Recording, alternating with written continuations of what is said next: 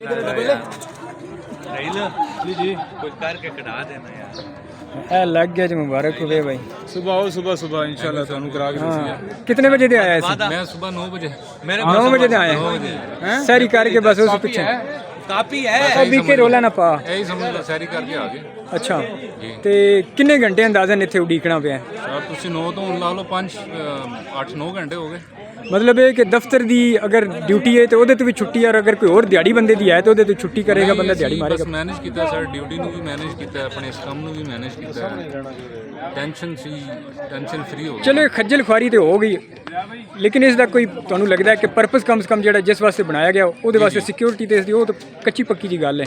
ਉਹ ਕਮ ਸੇ ਕਮ ਕੋਈ ਘੱਟੋ ਘੱਟ ਕੋਈ ਇਸ ਤਰ੍ਹਾਂ ਦਾ ਮਾਮਲਾ ਹੁੰਦਾ ਕਿ ਰਹਿ ਜਾਂਦਾ ਕੋ ਅਗਰ ਮੋਟਰਸਾਈਕਲ ਧੁਲਾਇਆ ਜਾਂਦਾ ਹੈ ਜੀ ਜੀ ਜੀ ਜਾਂ ਬਾਰਿਸ਼ ਆਂਦੀ ਹੈ ਤੇ ਇਹ ਤੇ ਗਿਆ ਨਹੀਂ ਬਿਲਕੁਲ ਇਹ ਇਸ਼ੂ ਹੈ। ਬਾਜ਼ ਔਕਾਤ ਗਲੀ 'ਚ ਬਾਈਕ ਖੜਾ ਹੁੰਦਾ ਹੈ, ਬੱਚੇ ਸ਼ਰਾਰਤਾਂ ਕਰਦੇ ਨੇ, ਉਤਾਰ ਲੈਂਦੇ ਨੇ, ਇਹ ਵੀ ਚੀਜ਼ਾਂ ਨਾਲ ਹੈ ਨੇ। ਲੇਕਿਨ ਇਹਦਾ ਅਸੀਂ ਕੁਝ ਹੋਰ ਨਾਲ ਸੇਫਟੀ ਦੀ ਕੁਝ ਕਰਾਂਗੇ ਕਿ ਇਹ ਆਪਣੀ ਜਗ੍ਹਾ ਤੇ ਕਾਇਮ ਰਹੇ।